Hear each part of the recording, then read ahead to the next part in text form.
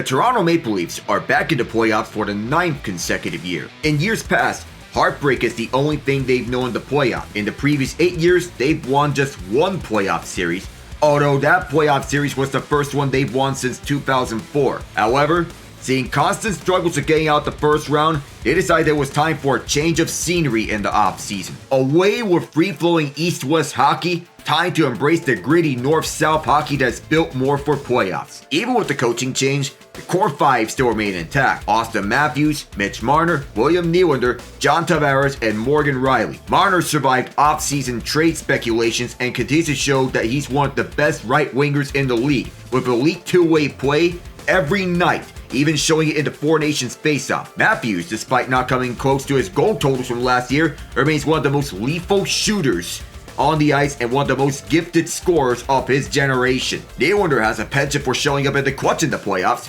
and is one of the top goal scorers in the league as well. Tavares has been constantly one of the least best players ever since he joined them in the summer of 2018, and is one of the least talked about best players in the league too. Rielly is the team's mainstay on defense over the past decade, though his numbers have taken a hit under the coaching change. Under Sheldon Keefe, the Leafs were one of the best regular season teams in the league, and while Keefe knew what factors led to the Leafs coming up short, he couldn't get his guys to buy into change. Craig Berube, on the other hand, has fundamentally changed how the Leafs played their games. It features heavy forechecking, cycle play, and net front focus instead of off the rush, skill and speed style that once was the team's bread and butter, and a style better suited for the playoffs because it's more direct and emphasizes the pursuit of the puck and recovering it, a stark contrast from Keefe's possession style. And many Leafs forwards are thriving off of Berube's style of play. Marner and Nylander are the two most notable cases. Matt Knies has cemented himself as a fixture in Toronto's top six, passing his totals from his rookie season last year,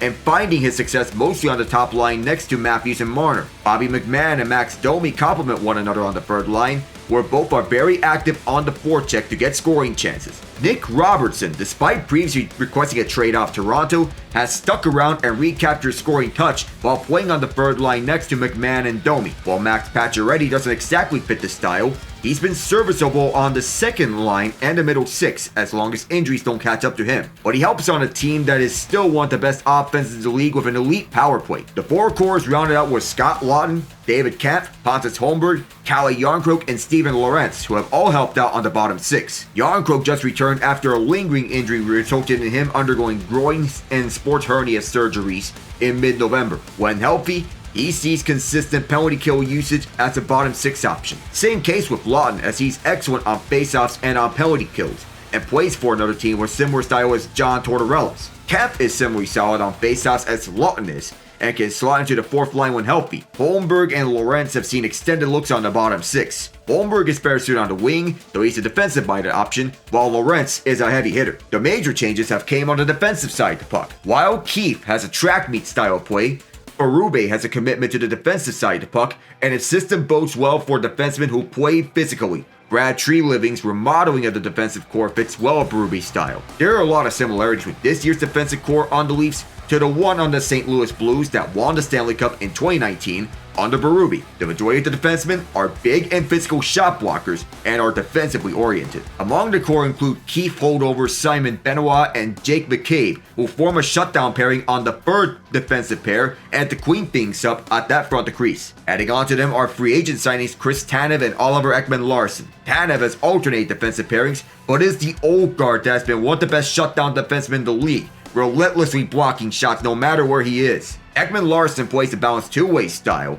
and has found stability on the defensive end of the ice in a more limited role under Paul Maurice last season, where all his possession defensive metrics vastly improved to help out his offensive-minded game. Brandon Carlo, who rounds out the core, is a shutdown defenseman with instant impact on the ice as soon as he was acquired from Boston, no matter who he is paired next to, and his impact is impressively consistent. The similarity between the 2019 Blues and this year's Leafs is the lack of production from their pure offensive defensemen. Morgan Rielly is in the same dilemma as Vince Dunn was, and his downtick in production has to do with the fact that Berube's coaching style does not fit offensive defensemen like him. Rielly is still a key piece to the team, but there is evidence that Berube's system suppresses offensive defensemen. Toronto is playing in much more close games than in seasons past, and that is setting up their goaltenders to be prepared for these exact scenarios in the playoffs. Anthony Stolarz, who was formerly a backup goaltender between the Philadelphia Flyers, Anaheim Ducks, and Florida Panthers, once challenged Connor Hellebuyck for the top save percentage in the NHL. Even when he does get beat out once,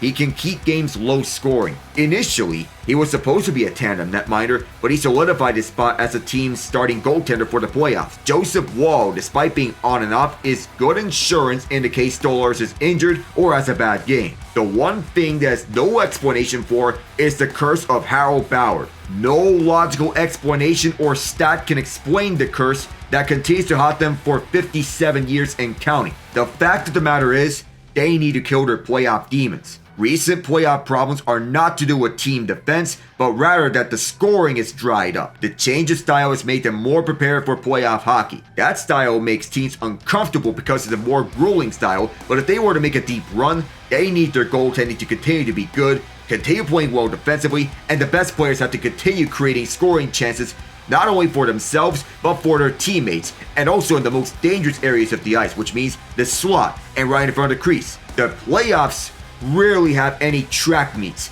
and breakaways and odd man rushes will be very few and far in between, and they have to be earned in such a case. It's up to all 19 players on the ice to prove they can get the job done when the games matter the most for the Leafs.